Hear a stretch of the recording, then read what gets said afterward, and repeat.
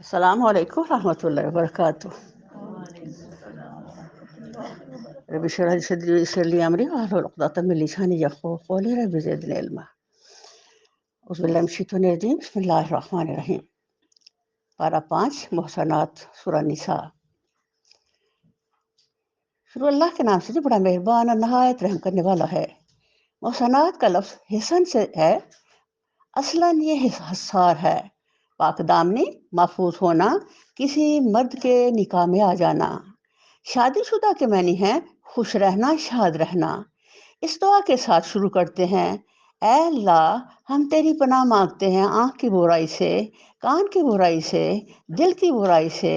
اے اللہ، ہم اس کام کے شر سے پناہ مانگتے ہیں جو کیے اور جو نہیں کیے. معاف کر دے ہمیں اللہ تعالیٰ. اس پارہ کو بہترین طریقہ سے سمجھنے کی توفیق دے.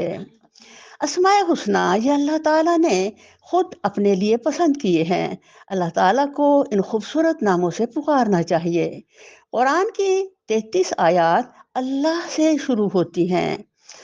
کفار اللہ کا نام تو جانتے تھے، الرحمن کو نہیں جانتے تھے. اللہ تعالیٰ پارے کے آغاز میں نکاح کی حدود و قیود، اس کے فوائد اور اس سے آزادی کے پرخطر نتائج اور بدچلن لوگوں کے اعمال پر تنقید کے بعد فرما رہے ہیں کہ تم لوگ اپنے سے پہلے گزرے ہوئے صلحاء کے طریقے اختیار کرو. اللہ تعالیٰ فرماتے ہیں: اللہ تو تم پر رحمت کے ساتھ توجہ کرنا چاہتا ہے، مگر وہ لوگ جو خود اپنی خواہش نفس کی پیروی کر رہے ہیں وہ چاہتے ہیں کہ تم راہ راست سے ہٹ کر دور نکل جاؤ. القرآن. شیطان اور اس کے ساتھی تو یہی چاہتے ہیں کہ انسان گناہ اور برائی، شہوت رانی اور فحاشی میں ڈوبا رہے. لیکن اللہ رحمان و رحیم ہر وقت کھلے دروازے کے ساتھ منتظر ہیں کہ انسان توبہ کر کے اللہ کے دامن میں پناہ لے لے.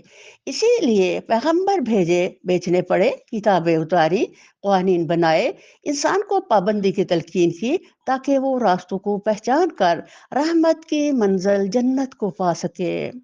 اسلام کا بیسک پیغام توحید ہی ہے، کیونکہ یہ انسان کی اصل ہے. اس کے ذریعے دنیا کی عزت، شرف اور کامیابی خرید سکتا ہے، اور یہی جنت کی ضمانت ہے. سب سے پہلی امانت کلمہ طیبہ ہے، جس کی ادائیگی کے لیے محنت اور کوشش ہر مسلمان کا فرض ہے. ہر مسئلہ کا حل اللہ، اس کے رسول اور وہ لوگ جو تم میں اولو الامر ہیں ان کی اطاعت میں ہے. یہ آیت اسلام کے پورے مذہبی، تمدنی اور سیاسی نظام کی بنیاد اور اسلامی ریاست کی اولین دفعہ ہے. ایک مسلمان سب سے پہلے بندہ خدا ہے.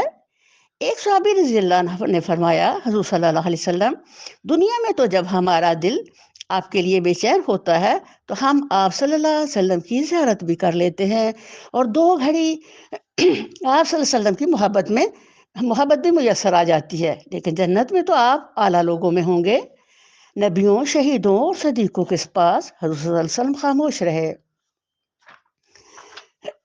آسمان سے جواب آیا: جس سے محبت کرے گا وہ جنت میں اس کے ساتھ ہوگا. نیک لوگوں کی محبت تمہیں جنت میں لے جائے گی. جہاد کے 7 درجے ہیں. سب سے اعلیٰ درجہ، ادنا درجہ ہے جہاد. مومن سب سے ادنا درجہ نفس جہاد ہے. مومن اللہ کے راستے میں سب کچھ کھپا دینے کو کامیابی سمجھتا ہے. منافق سب کچھ پا لینے کو کامیابی سمجھتا ہے. اللہ تعالیٰ ایمان والوں کو تسلی دے رہے ہیں کہ اگر تم اللہ کے دین کی خدمت بجا لاؤ گے اور اس کی راہ میں جانفشانی دکھاؤ گے تو یہ ممکن نہیں ہے کہ اللہ کے ہاں تمہارا اجر ضائع ہو جائے. اللہ کا یہ سچا کلام خود گواہی دے رہا ہے کہ انسان میں یہ صلاحیت ہی نہیں کہ وہ اس جیسی ایک آیت بھی بنا سکے. اس کی ساری تقریریں ایسی ہموار، ہم رنگ، مناسب مجموعہ ہیں جن پر نظر ثانی کی کبھی ضرورت ہی نہیں پیش آ سکتی.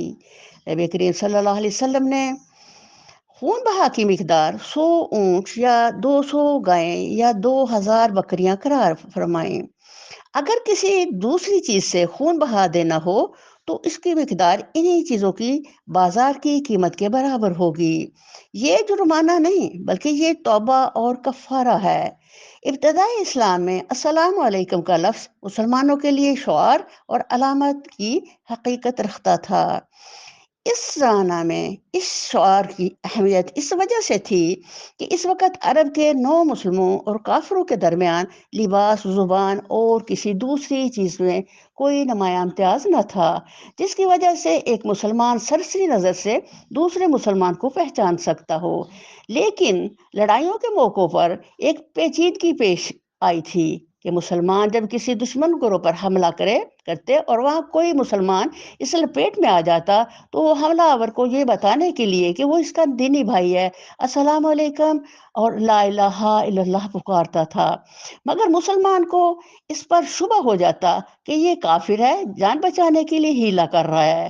اس پر فرمایا جا رہا ہے کہ جو شخص اپنے آپ کو مسلمان کی حیثیت سے پیش کر رہا ہے اس کے متعلق سرسری طور پر فیصلہ کر دینا کا حق تمہیں نہیں ہے۔ زمانہ امن میں کثر یہ ہے کہ جن اوقات میں نماز کی 4 رکعتیں فرض ہیں وہ 2 پڑھی جائیں۔ حالات جنگ میں قصر کی کوئی حد مقرر نہیں ہے۔ نماز قصر یہ اللہ تعالیٰ کا صدقہ ہے۔ اللہ تعالیٰ فرماتے ہیں جو دوسرے کے ساتھ خیانت کرتا ہے وہ دراصل اپنے نفس کے ساتھ خیانت کرتا ہے۔ تفکر و تدبر 2 چیزیں ہوتی ہیں۔ تفکر ہے غور و فکر کرنا، تدبر دبر سے نکلا ہے، دبر کہتے ہیں پیٹھ کو۔ قرآن پڑھتے ہوئے اس کی گہرائیوں میں اترنا۔ شیطان کا اصل ٹارگٹ فتنہ پھیلانا ہے، انسان کو مقصد زندگی سے ہٹانا ہے۔ اللہ تعالیٰ ابراہیم علیہ السلام کی زندگی پر غور و فکر کا حکم دے رہے ہیں اور فرما رہے ہیں کہ اس شخص سے بہتر اور کس کا طریقہ زندگی ہو سکتا ہے جس نے اللہ کے آگے سر تسلیم خم کر دیا اور اپنا رویہ نیک رکھا اور یکسو ہو کر ابراہیم علیہ السلام کے طریقے کی پیروی کی، اس ابراہیم کے طریقے کی جسے اللہ نے اپنا دوست بنا لیا۔ اللہ تعالیٰ زندگی کے ہر پہلو میں انصاف کا حکم دے رہا ہے۔ اللہ کے ساتھ انصاف یہ ہے کہ کبھی بھی کسی کے سامنے سر نہ جھکانا، شرک نہ کرنا۔ اسی طرح انسانوں کے معاملہ میں یہ کافر اور منافق سب جہنم میں جانے والے ہیں۔ منافق کی بڑی نشانی یہ ہے کہ وہ دکھاوے کی نماز کسمساتے ہوئے پڑھتے ہیں۔ مسلمانوں کو اللہ حکم دے رہا ہے کہ کبھی بھی منافق اور کافر کو اپنا دوست نہ بنانا۔ دنیا میں کسی کو اچھی بات سکھا جاؤ، قبر میں ٹھنڈی ہوا بن کر پہنچے گی۔ خاص طور پر اپنے بچوں کو صدقہ جاریہ بنائیے، اپنے شاگردوں کو بہترین علم دو جو آخرت کا سرمایہ ہو۔ اے رب اس خدمت کو قبول فرما، بے شک تو ہی قبول کرنے والا ہے، اور ہمیں ہماری غلطیاں معاف فرما کیونکہ معاف کرنے والا صرف تو ہی ہے۔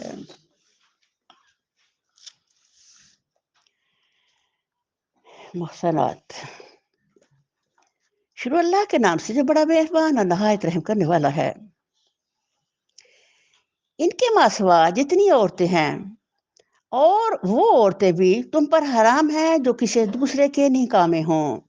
محسنات، البتہ ایسی عورتیں اس سے مستثنیٰ ہیں جو جنگ میں تمہارے ہاتھ آئیں۔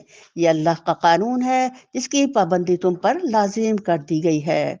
ان کے ماں سوا جتنی عورتیں ہیں انہیں اپنے اموال کے ذریعہ سے حاصل کرنا تمہارے لیے حلال کر دیا گیا ہے، بشرطے کہ حصار نکاح میں ان کو محفوظ کرو، نہ یہ کہ آزاد شہوت رانی کرنے لگو۔ پھر جو ازدواجی زندگی کا لطف تم ان سے اٹھاؤ اس کے بدلے ان کے مہر بطور فرض کے ادا کرو، البتہ مہر کی قرارداد ہو جانے کے بعد آپس کی رضامندی سے تمہارے درمیان اگر کوئی سمجھوتا ہو جائے تو اس میں کوئی حرج نہیں۔ اللہ علیم اور دانا ہے۔ اور جو شخص تم میں سے اتنی مقدرت نہ رکھتا ہو کہ خاندانی مسلمان عورتوں محسنات سے نکاح کر سکے، اسے چاہیے کہ تمہاری ان ڈونڈیوں میں سے کسی کے ساتھ نکاح کر لے جو تمہارے قبضہ میں ہوں اور مومنہ ہوں۔ اللہ تمہارے ایمانوں کا حال خوب جانتا ہے۔ تم سب ایک ہی گروہ کے لوگ ہو، لہٰذا ان کے سرپرستوں کی اجازت سے ان کے ساتھ نکاح کر لو اور معروف طریقہ سے ان کے مہر ادا کر دو تاکہ وہ حصار نکاح میں محفوظ ہو کر رہیں، آزاد شہوت رانی نہ کرتی پھریں اور نہ چوری چھپے آشنائیاں کریں۔ پھر جب وہ حصار نکاح میں محفوظ ہو جائیں اور اس کے بعد کسی بدجلنے کی مرتکب ہوں تو ان پر اس سزا کی بنسبت آدھی سزا ہے جو خاندانی عورتوں کے لیے مقرر ہے۔ یہ سہولت تم میں سے ان لوگوں کے لیے پیدا کی گئی ہے جن کی شادی نہ کرنے سے بندے تقوی کے ٹوٹ جانے کا اندیشہ ہو، لیکن اگر تم صبر کرو تو یہ تمہارے لیے بہتر ہے، اور اللہ بخشنے والا اور رحم فرمانے والا ہے۔ اللہ چاہتا ہے کہ تم پر ان طریقوں کو واضح کرے جو انہی طریقوں پر تمہیں چلائے جن کی پیروی تم سے پہلے گزرے ہوئے صلح کرتے تھے۔ وہ اپنی رحمت کے ساتھ تمہاری طرف متوجہ ہونے کا ارادہ رکھتا ہے، اور وہ علیم بھی ہے اور دانا بھی۔ تدبر۔ ہاں، اللہ تم پر رحمت کے ساتھ توجہ کرنا چاہتا ہے، مگر جو لوگ خود اپنے خواہش نفس کی پیروی کر رہے ہیں وہ چاہتے ہیں کہ تم راہ سے ہٹ کر دور نکل جاؤ۔ اب سبحان اللہ، اس کے اندر بڑی گہری بات اور بڑا ایک عمیق پیغام ہے۔ خدا اپنی رحمت تمہیں دینا چاہتا ہے جو تمہیں صحیح رستوں پہ چلا کر کے تمہیں جنت کی منزل تک پہنچا دے۔ ایک طرف خدا کی رحمت ہے، ایک طرف میری خواہش نفس ہے۔ جو لوگ اللہ کی رحمت کی بجائے اپنے خواہش نفس کو ترجیح دیتے ہیں وہ خسارے کا سودا کرتے ہیں۔ اصلاً اسلام دین جو ہمیں کلمہ دیتا ہے، جو الحمدللہ نماز دیتا ہے، جو ذکر اللہ کی تلقین کرتا ہے اور قرآن پڑھنے کی، وہ نفس کو دبانے کے لیے ہے۔ اور ابھی بہت جلد الحمدللہ ہم پر رمضان سایہ فگن ہوگا، تو رمضان بھی کیا ہمیں دے گا؟ لعلکم تتقون، تاکہ ہم متقی بن جائیں، پرہیزگار بن جائیں، اللہ سے ڈرنے والے بن جائیں۔ جو ہم پرہیزگار بنیں گے تو ہماری خواہش نفس خود بخود ختم ہو کر کے تو ہمارا نفس جو سارے کا سارا اللہ کے احکامات کا تابع ہو جائے گا، اور الحمدللہ پھر سارے ہم خدا کی رحمت کو سمیٹیں گے انشاءاللہ۔ تو روزے کا بھی بیسک مقصد اور پیغام یہی ہے کہ نفس کیا کہتا ہے؟ نفس کہتا ہے ہر لمحے اچھے اچھے خوراک اور کھانے ہی کھاتا رہو، میں ہی سارا کچھ کھا جاؤں۔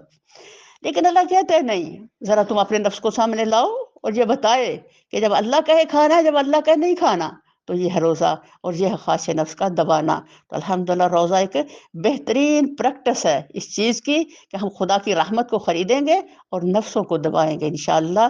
تو اس میں ہمارے لیے بڑا پیغام ہے کہ جو روزہ ہے ہمارے لیے وہ کیا ہوگا؟ رب کی رحمت کی خریداری۔ تو سبحان اللہ، اللہ تعالی ہمیں واقعتاً ساری رحمتوں کو سمیٹنے والا بنا دے اور ہر لمحے اپنی خواہشوں کو دبانے والا بنا دے۔ تو اس سے پتہ چلتا ہے کہ ہماری جو خواہش نفس ہے اور اللہ کی رحمت یہ ایک دوسرے کے اگینسٹ ہے، تو ہم کو انشاءاللہ رب کی رحمت کے خریدار بننا ہے۔ اللہ تم پر سے پابندیوں کو ہلکا کرنا چاہتا ہے کیونکہ انسان کمزور پیدا کیا گیا ہے۔ اے لوگوں جو ایمان لائے ہو، آپس میں ایک دوسرے کے مال باطل طریقوں سے نہ کھاؤ، لین دین ہونا چاہیے آپس کی رضامندی سے، اور اپنے آپ کو قتل نہ کرو۔ یقین یا مانو کہ اللہ تمہارے اوپر مہربان ہے۔ اپنے آپ کو قتل کرنا کیا ہے؟ جو بھی ہم زیادتی کرتے ہیں کسی کے ساتھ وہ ایکچول اپنا قتل ہے، کیونکہ جو کسی سے زیادتی گئی ہوتی ہے وہ کیا کہ ہمیں نقصان خود کو اس کو دیتی ہے جو دوسرے سے زیادتی کرتا ہے۔ تو اللہ فرما رہے ہیں اگر تم کسی سے زیادتی نہیں کرتے تو تمہارا اپنا بچاؤ ہے اس کے اندر۔ جو شخص ظلم اور زیادتی کے ساتھ ایسے کرے گا اس کو ہم ضرور آگ میں جھونکیں گے، اور یہ اللہ کے لیے کوئی مشکل کام نہیں ہے۔ اگر تم ان بڑے بڑے گناہوں سے پرہیز کرتے رہو جن سے تمہیں منع کیا جا رہا ہے تو تمہاری چھوٹی موٹی برائیوں کو ہم تمہارے حساب سے ساکت کر دیں گے اور تم کو عزت کی جگہ داخل کریں گے۔ اللہ مجلنا منہم، اے اللہ ہماری چھوٹی موٹی برائیوں کو ہم سے دور فرما دے۔ اللہ تعالی ہمیں عزت کی جگہ داخل ہونے والا بنا دے۔ اور جو کچھ اللہ نے تم میں سے کسی کو دوسروں کے مقابلے میں زیادہ دیا ہے اس کی تمنا نہ کرو۔ جو کچھ مردوں نے کمایا ہے اس کے مطابق ان کا حصہ ہے، اور جو کچھ عورتوں نے کمایا ہے اس کے مطابق ان کا حصہ۔ ہاں، اللہ سے اس کے فضل کی دعا مانگتے رہو، یقیناً اللہ ہر چیز کا علم رکھتا ہے۔ یہاں ہم پورے قرآن عظیم میں ایک بڑی بات پڑھ رہے ہیں خاص، وہ یہ کہ اوپر میں نہیں دیکھو، جب اوپر ہم آگے جا کے پڑھیں گے کہ لوگوں نے کیسے قارون کو مال لے کے نکلتے دیکھا تو کہتے ہیں کتنا یہ نصیبے والا ہے، تو جب اللہ نے اس کو زمین میں دھانسا دیا تو پھر سارے ہی توبہ کرنے لگ گئے۔ تو کبھی بھی اوپر والے کو دیکھ کے فخر نہیں کرنا، بلکہ اپنے سے نیچے دیکھ کے اللہ کا شکر ادا کرنا ہے۔ اور شکر کیا کرتا ہے؟ لئن شکرتم لازیدنکم، جو شکر کرو گے تو اللہ مزید دے گا، اور مزید کس کو کہتے ہیں؟ فضل اللہ کو۔ الحمدللہ، تو اللہ کیا فرما رہے ہیں یہاں؟ اللہ سے اس کے فضل کی دعا مانگتے رہو، یقیناً اللہ ہر چیز کا علم رکھتا ہے، تو ہمیں ہر لمحے اللہ کے شکر گزار بن کر رہنا ہے، جس حالت میں اللہ رکھے اس کا بے پناہ شکر، تاکہ ہم فضل کے مستحق ہو سکیں۔ اور ہم نے ہر اس ترکے کے حقدار مقرر کر دیے ہیں جو والدین اور قریبی رشتہ دار چھوڑیں۔ اب رہے وہ لوگ جن سے تمہارے عہد و پیمان ہوں تو ان کا حصہ انہیں دو، یقیناً اللہ ہر چیز پر نگران ہے۔ مرد عورت پر قوام ہے۔ قوام اس شخص کو کہتے ہیں جو کسی فرد یا ادارے یا کا نظام کہ اس کے معاملات کو درست حالت میں چلانے اور اس کی حفاظت نگہبانی کرنے اور اس کی ضروریات مہیا کرنے کا ذمہ دار ہو۔ اس بنا پر کہ اللہ نے ان میں سے ایک کو دوسرے پر فضیلت دی ہے، اور اس بنا پر کہ مرد اپنے مال خرچ کرتے ہیں۔ اللہ تعالیٰ بتا رہے ہیں کہ مرد کیوں ترجیح رکھتا ہے گھر کے اندر، کیونکہ وہ مال کماتا ہے، یعنی کمانا اور کھانا لانا، رزق لانا گھر میں اس کی ذمہ داری ہے، اس لیے اللہ نے اس کو ایک درجہ زیادہ دے دیا ہے۔ ہمیں یہ سمجھ لینا چاہیے کہ جو میرے اللہ کی تقسیم ہے، جو اس کے دیے درجات نے، جو اس کے حصے ہیں، وہ بیسٹ ہے، وہ بہترین ہے، کیونکہ وہ ہمارا مالک ہے، خالق ہے، جو ہمیں قانون دے وہ ہمارے لیے نفع بخش ہے۔ ہم خود جو چاہتے ہیں وہ ہمارے لیے نقصان دہ۔ اب ہم چاہتے ہیں کہ خواتین کمائیں اور برابر میں مرد کے برابر میں سفر کریں، تو اس سے جن لوگوں نے اس چیز کو ابھارا ہے وہ اب اپنے معاشرے کی تباہی کی اس پہ حسرت کر رہے ہیں کہ مرد اور عورت گھر سے باہر نکل جاتے ہیں اور گھر جو ہے اس کا نظام تباہ ہو جاتا ہے۔ تو اس طرح معاشرے کی تباہی کا باعث ہی یہ چیز بنتی ہے جب اللہ کے قوانین کی خلاف ورزی کی جاتی ہے۔ بس جو صالح عورتیں ہیں وہ اطاعت شعار ہوتی ہیں اور مردوں کے پیچھے اللہ کی حفاظت و نگرانی میں ان کے حقوق کی حفاظت کرتی ہیں۔ اور جن عورتوں سے تمہیں سرکشی کا اندیشہ ہو انہیں سمجھاؤ، خوابگاہوں میں ان سے علیحدہ رہو اور مارو، پھر اگر وہ تمہاری متی ہو جائے تو خواہ ان پر دسترازی کے لیے بہانے تلاش نہ کرو۔ یقین رکھو کہ اوپر اللہ موجود ہے جو بڑا اور بالا تر ہے، اور اگر تم لوگوں کو کہیں میاں اور بیوی کے تعلقات بگڑ جانے کا اندیشہ ہو تو ایک حکم مرد کے رشتہ داروں میں سے اور ایک عورت کے رشتہ داروں میں سے مقرر کرو، وہ دونوں اصلاح کرنا چاہیں گے تو اللہ ان کے درمیان موافقت کی صورت نکال دے گا۔ اللہ سب کچھ جانتا ہے اور باخبر ہے۔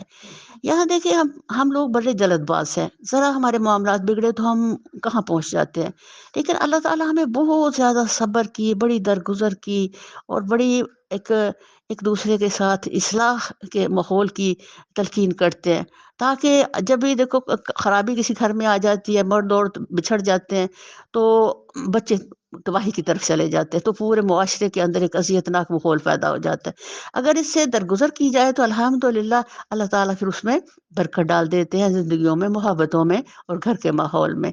تو اللہ کرے کہ ہمارے گھروں کے ماحول جو ہے اس کی برکت سے سموتھ اور بہترین طریقے سے چلتے رہیں، جس میں اللہ تعالیٰ کی خاص رحمت ہو۔ اور تم سب اللہ کی بندگی کرو، اس کے ساتھ کسی کو شریک نہ بناؤ، ماں باپ کے ساتھ نیک برتاؤ کرو، قرابت داروں اور یتیم اور مسکینوں کے ساتھ حسن سلوک سے پیش آؤ، اور پڑوسی رشتہ دار سے، اجنبی ہمسایہ سے، پہلو کے ساتھی اور مسافر سے، اور ان لونڈی غلاموں سے جو تمہارے قبضہ میں ہوں احسان کا معاملہ رکھو۔ یقین جانو اللہ کسی ایسے شخص کو پسند نہیں کرتا جو اپنے پندار میں مغرور ہو اور اپنی بڑائی پر فخر کرے، اور ایسے لوگ بھی اللہ کو پسند نہیں ہیں جو کنجوسی کرتے ہیں اور دوسروں کو بھی کنجوسی کی ہدایت کرتے ہیں، اور جو کچھ اللہ نے اپنے فضل سے انہیں دیا ہے اسے چھپاتے ہیں۔ ایسے کافر نعمت لوگوں کے لیے ہم نے رسوا کن عذاب مہیا کر رکھا ہے۔ اب یہ دیکھیں کہ دو لوگ جو اللہ کو یہاں ناپسند ہے وہ کیا ہے؟ جب اللہ کسی کو کچھ دے دیتا ہے تو وہ اکڑنے لگ جاتا ہے، مغرور ہو جاتا ہے، اپنی معاشرے کے اندر یہ شو کرتا ہے کہ بھائی آپ سارے نیچے اور میں ہی سب سے بلند ہوں، حالانکہ اس کو جو مال دیا ہو کس نے دیا؟ رب رحمان نے دیا ہے۔ تو یہ اچھے امین کی طرح اگر جیے اور عاجز بن کے جیے تو اللہ تعالیٰ اس کے رزق میں بھی برکت دے گا، اور اس کے حالات میں بھی اللہ تعالیٰ کل کے لیے وہ بہترین حصہ ڈال دے گا جو جنت کے لیے خطاری بنتا ہے۔ تو ایک بندہ جس کو اللہ مال دیتا ہے تو وہ کنجوسی کرنے لگ جاتا ہے، یہی مال جو اللہ کل اسے دوبارہ واپس لے لے گا اس کو سمیٹ سمیٹ کے رکھتا ہے۔ تو اللہ تعالیٰ ان دونوں پر سخت قسم کی وعید دے رہے ہیں۔ ایسے کافر نعمت لوگوں کے لیے ہم نے رسوا کن عذاب مہیا کر رہا ہے کہ استغفر اللہ ربی من کل ذنب۔ اور وہ لوگ بھی اللہ کو ناپسند ہے جو اپنے مال محض لوگوں کو دکھانے کے لیے خرچ کرتے ہیں، اور در حقیقت نہ اللہ پر ایمان رکھتے ہیں اور نہ روز آخر پر۔ اب یہ دکھاوے کے عمل جو ہیں یہ ہر چیز کو خاک میں ملا دیتا ہے، اور کل قیامت کے دن کے تو اللہ تعالیٰ خصوصی فرماتے ہیں کہ کل بلایا جائے گا ایک نمازی کو، اور جس نے دکھانے کے لیے نماز پڑھی، ایک شہید کو جس نے دکھانے کے لیے کہ لوگ مجھے کہیں گے کہ پڑھی اس طرح حق میں وہ قربانی دی۔ تو اسی طرح ہر نیکی جو ان سی ہے اللہ کہتے ہیں جو ریا کے لیے کی گئی ہوگی اس کو اڑا دیا جائے گا ہوا بنا کر کے۔ استغفر اللہ۔ تو اللہ تعالیٰ سے خاص دعا کہ اللہ ہمیں ریا سے بچا لے، ہمیں اپنے اعمال خالص کرنے والا بنا دے، اپنے لیے جینے والا بنا دے اللہ۔ تو ہم اس معاملے میں ہم پر خاص رحمت فرما میرے رب۔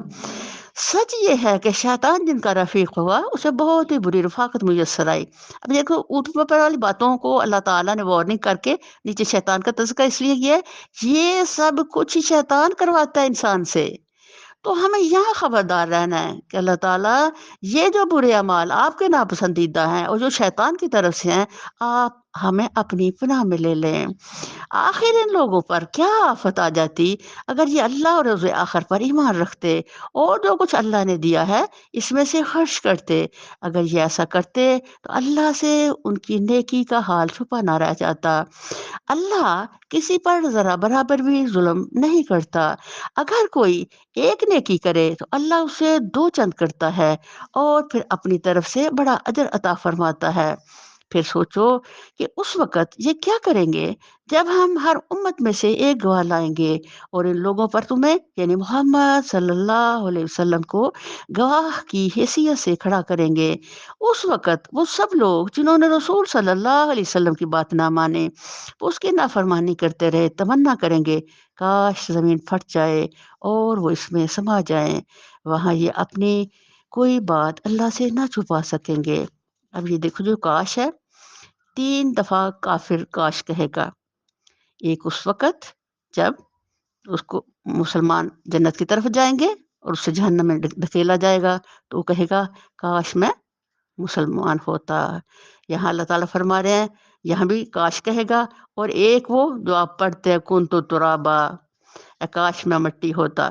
تو 3 موقعوں پر یہ کافر جون سا ہے یہ خواہش کرے گا کہ کاش میرا وجود ہی نہ ہوتا۔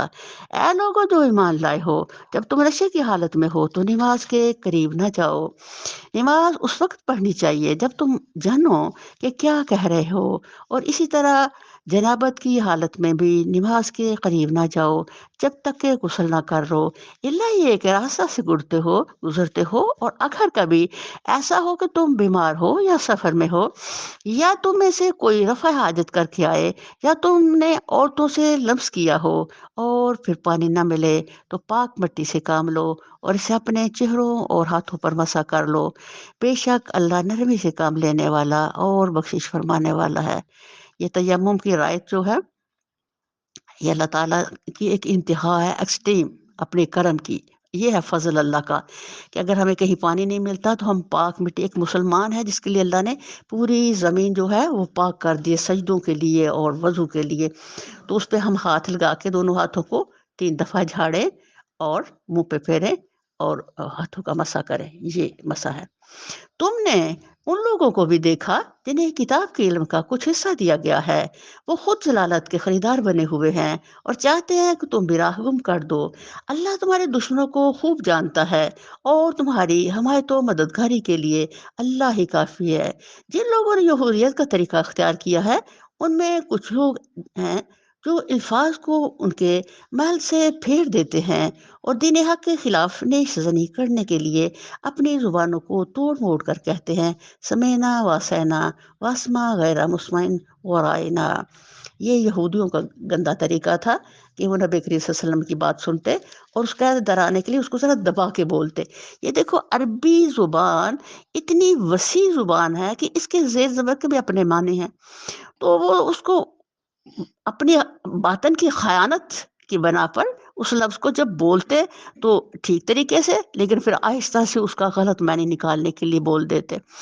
اللہ تعالیٰ یہاں بتا رہے ہیں کہ یہ دیکھو بدبخت لوگ جو ان سے ہیں وہ کس طرح سے اپنی بدبختی کے اظہار کرتے ہیں۔ تو اللہ فرماتے ہیں حالانکہ اگر وہ کہتے سمینا و اطعنا اور اسما اور انظرنا تو یہ انہی کے لیے بہتر تھا اور زیادہ راست بازی کا طریقہ تھا، مگر ان پر تو ان کی باطل پرستی کی بدولت اللہ کی پھٹکار پڑی ہوئی ہے، اس لیے وہ کم ہی ایمان لاتے ہیں۔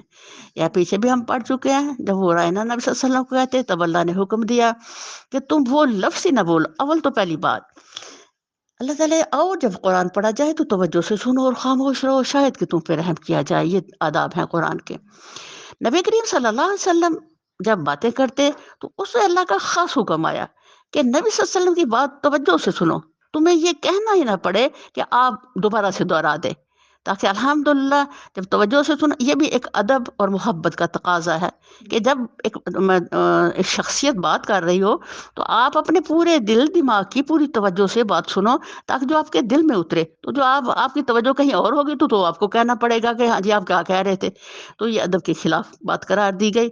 تو اس کے باوجود جو یہ لوگ باز نہیں آئے یہودی منافق، تو اللہ تعالیٰ ان کو یہاں ان کی باطل پرستی کا دوبارہ سے ریپیٹ کر رہے بات کو کہ تم جو کچھ کر رہے ہو اسے بھائی اللہ سن اور دیکھ رہا ہے۔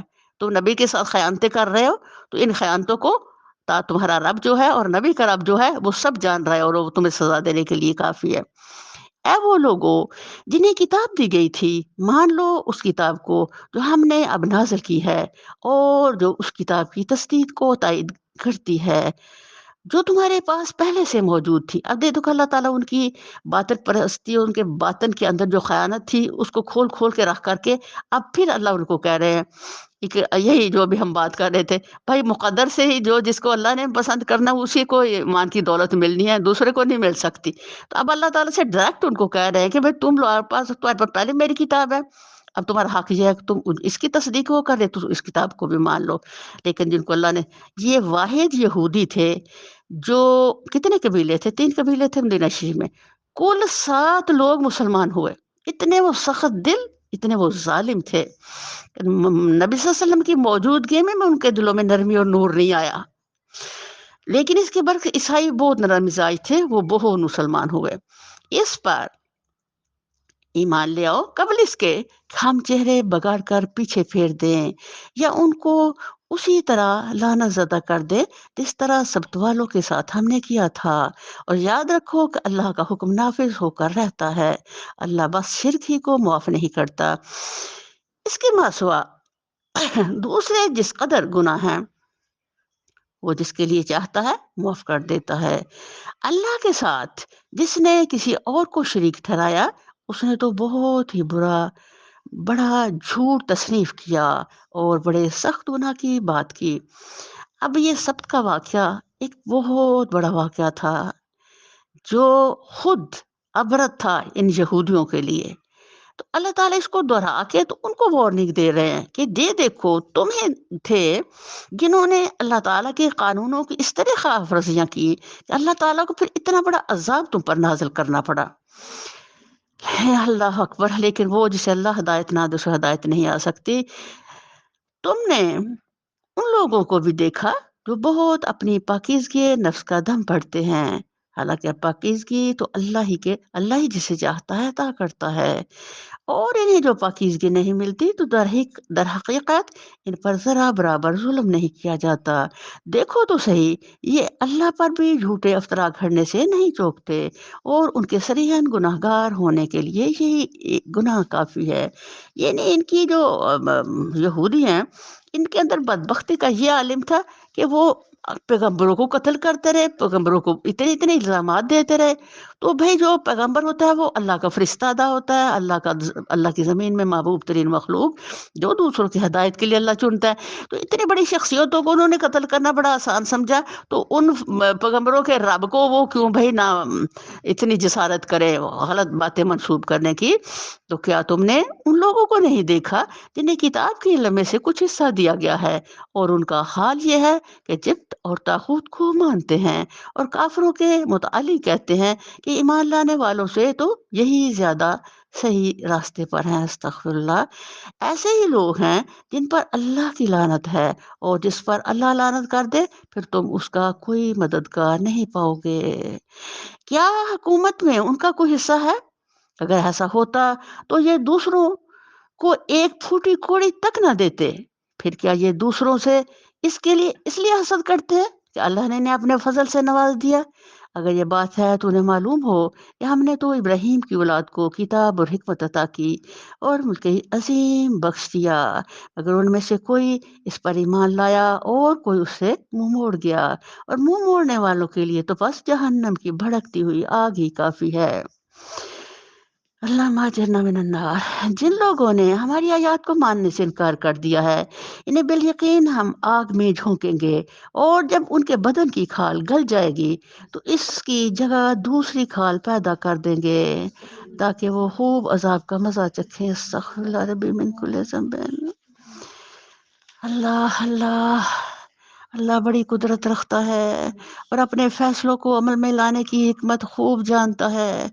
और जिन लोगों ने हमारी आयत को मान लिया और नेक अमल किए, उनको हम ऐसे बागों में दाखिल करेंगे जिनके नीचे नहरें बहती होंगी, जहाँ वो हमेशा हमेशा रहेंगे, और उनको पाकीज़ा बीवियाँ मिलेंगी, और इन्हें हम घनी छाँव में रखेंगे। अल्लाह जल्ल मिनहुम।